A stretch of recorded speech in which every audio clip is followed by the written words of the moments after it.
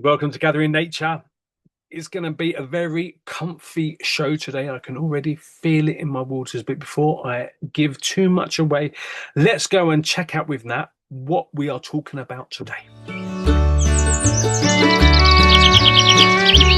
Hey there, Jaden. So let's talk about this wonderful plant that has lots of good properties and I use loads. It's comfrey.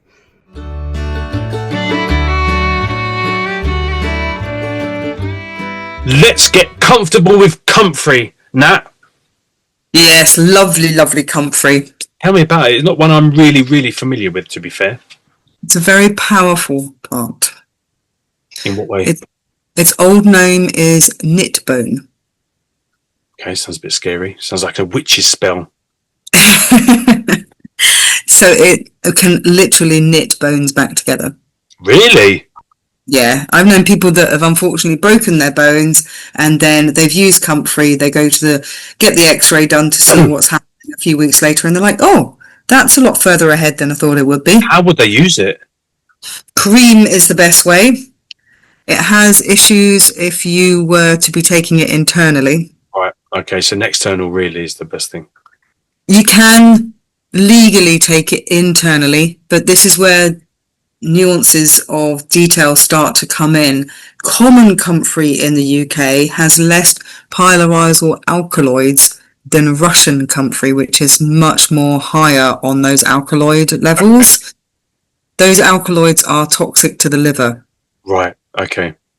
So you really do need to get your information or seek someone like you to get that information.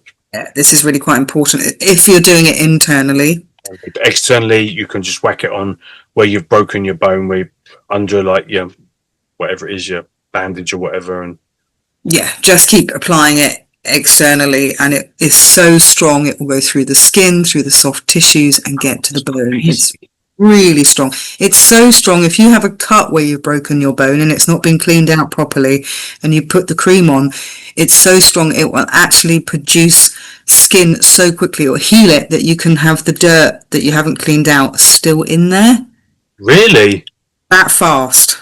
Bloody hell. I've never. Amazing. Yeah. What else is it for? What else do you do with it?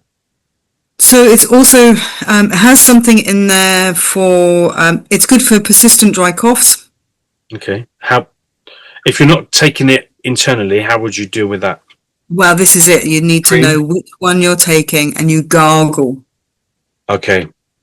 So it contains something called allotonin, which is the main component that causes all this speeded process and healing. That's also found in Plantago lanceolata plantain that we've already done. Yeah.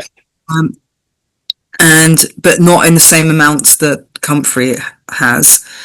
And it has a lot of mucilage, I can never say that word, which helps heal the digestive tract. So again, you get the right one and you take it slowly, and you only take it for up to 6 weeks if you're doing it internally.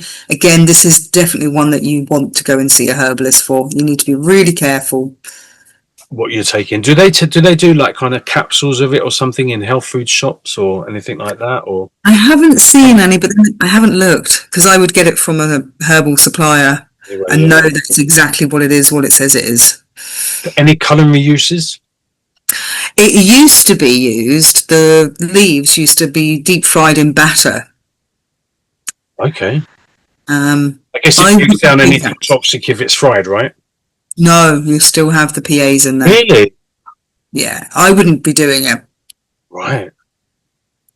That's weird, isn't it? Here we have flor de calabaza, so we have pumpkin flour or courgette flour fried in batter. Nice. It's really tasty, actually.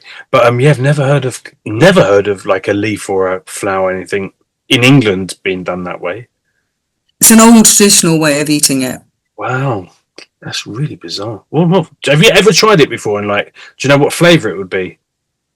I haven't tried it, to be honest, because I want to look after my liver. Yeah. I do know people that eat it and they don't have liver issues. They're very careful. Right, and they know what they're doing. Recommended. Yeah, they do know what they're doing. And I like alcohol, so I tend to leave the livery ones alone. Nah. There's a balance there somewhere. But absolutely. It's probably a little bit tipped, but yeah, absolutely. I think we should go and check out, see what Layla's got to say. Yes, please. Let's do it.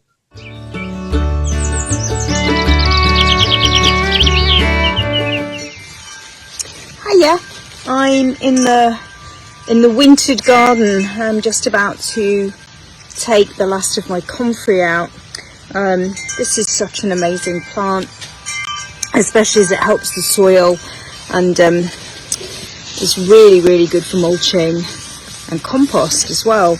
But I have been using it all summer, and I've been gathering it to make my comfrey oil, my infused oil in olive oil. And this is fantastic for joints because it has two actions. It's an anti-inflammatory, and it helps cell proliferation, so it helps everything kind of normalize and heal. So it's really good for sprains, weak joints, especially mine, which aren't very good. So I'm going to make a joint salve for my knees and my ankles with this. And then with the leftover leaves, I will dry them and carry on infusing an oil, and the rest goes on the compost heap. Okay, that's the end of the comfrey, but it will come up, and probably I'll split the crown and create some new plants for next spring.